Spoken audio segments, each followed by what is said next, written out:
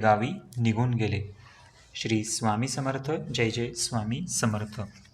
अनुभव क्रमांक 117. नागूअण्णा कुलकर्णी. मोगलाईतील मोरगावचे एक नागूअण्णा कुलकर्णी म्हणून होते. ते वकिलीचा धंदा करीत असत. 40व्या वर्षी त्यांचे डोळे गेले. पुष्कळ औषधोपचार केले आणि पुष्कळ पैसेही खर्च केले, परंतु गुण नाही.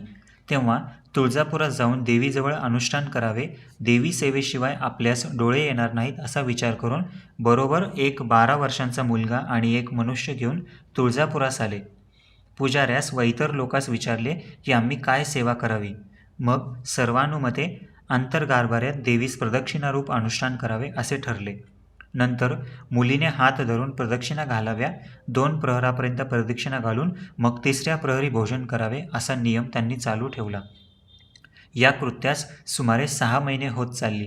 तथापि देवीची काही दृष्टांत वगैरे काहीच झाले नाही. तेव्हा त्यांना मोठी काळजी पडली व आता काय करावे असे म्हणू लागले. पुढे थोड्याच दिवसांनी असा दृष्टांत झाला की रात्री एक पोक्त वयाची बाई, शुभ्र पातळ नेसलेली जरीची चोळी, गळ्यात मोत्यांचा हार व कपाळास भव्य कुंकू लावलेली येऊन म्हणाली, आता येथे राहू नकोस, अक्कलकोटात जा, असे म्हणून निघून गेले. काही तपास विशेष करणार तो नागूअण्णा जागृत झाले व आपले स्वप्न त्यांनी पुजाऱ्यास सांगितले. तेव्हा त्यांनी सांगितले की तुम्हास आज्ञा झाली अक्कलकोटास जावे. तेव्हा नागूअण्णांनी विचार केला की आज्ञा झाली खरी, परंतु तेथे जाऊन काय करावे वगैरे स्पष्ट देवीने काही सांगितले नाही. तरी 6 महिने भरण्यास थोडा अवधी आहे, तेव्हा आपण आरंभिलेले अनुष्ठान पूर्ण करून घ्यावे असे मनात आणून तोच क्रम सुरू ठेवला. ज्या दिवशी 6 महिने भरले त्याच रात्री नागूअण्णास पुन्हा स्वप्न पडले. ते असे, तीच बाई अंगावर पुष्कळ दागिने घातलेली व दिव्य तेज अशा प्रकारचे येऊन तिच्या हातात एक पितळी, त्यात थोडा भात, एक कानोला असे अन्न व एक बाजूस एक चोळखण व कुंकवाची पुडी असा जिन्सा घेऊन, अरे नागोबा उठ उठ, हा प्रसाद घे म्हणून पितळी हातात दिली आणि अक्कलकोटात स्वामी महाराजांकडे जा, उगीच संशयात पडू नकोस असे सांगून बाई अदृश्य झाली. नागूअण्णा जागे झाले आणि तेही स्वप्नात त्यांनी पुजाऱ्यास सांगितले. तेव्हा पुजाऱ्यांनी सांगितले की तुम्हास स्पष्ट आज्ञा झाली, आता तुम्ही राहू नये. मग नागूअण्णांनी काही ब्राह्मण, सुवासिनी, जगदंबेस नैवेद्य वगैरे अनुष्ठानाची सांगता करून ते अक्कलकोटास आले. तेथे गेल्यावर श्रींचे दर्शनास गेले. तो महाराज शालजोडी घेऊन पलंगावर निजले होते. नागूअण्णांनी पायावर डोके ठेवून उभे राहतात तो शालजोडीच्या आतून ऐकू येण्यासारखे शब्द, आमच्याकडे हे लचांड का पाठविले, उगीच स्वस्थ बसावे तर उषा अशा उपाधी येतात, असे बोलू लागले. नागूपंथ आपली हकीकत सांगू लागले. इतक्यात तोंडावरचा पदर काढून, येथे का आलास, जा पंढरपुरास, म्हणून स्वामींनी त्यास आज्ञा देऊन पूर्ववत निजले. चोळप्पासह सर्व मंडळी म्हणाली, अहो अंधबुवा, तुम्हास पंढरपुरास जावे, काही शंका घेऊ नये, असे महाराज कोणासही प्रत्यक्ष सांगत नाहीत. तुमचे भाग्य थोर म्हणून तुम्हास तत्काळ आज्ञा झाली. असे ऐकताच नागूअण्णास थोडा राग आला. 6 महिने तुळजापुरात सेवे केली, देवीने येथे पाठवले, आता हे परत पंढरपुरात जा म्हणतात.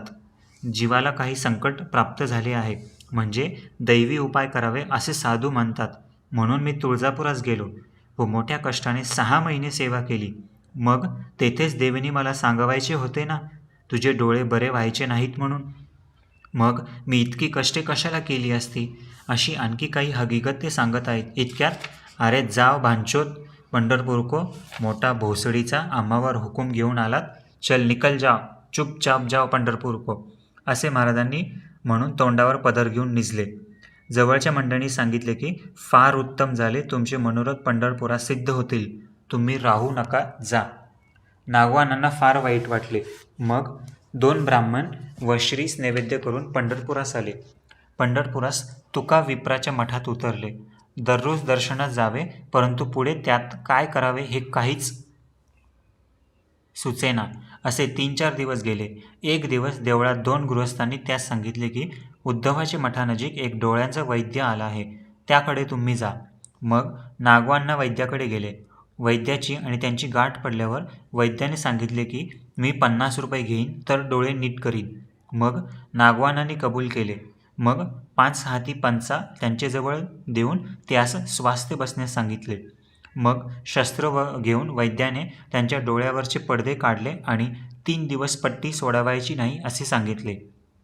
नागवानाने बिराडी येऊन 3 दिवसांनी पट्टी सोडली तो त्यांना छान व स्पष्ट दिसू लागले, परंतु कसर थोडीफार राहिलीच.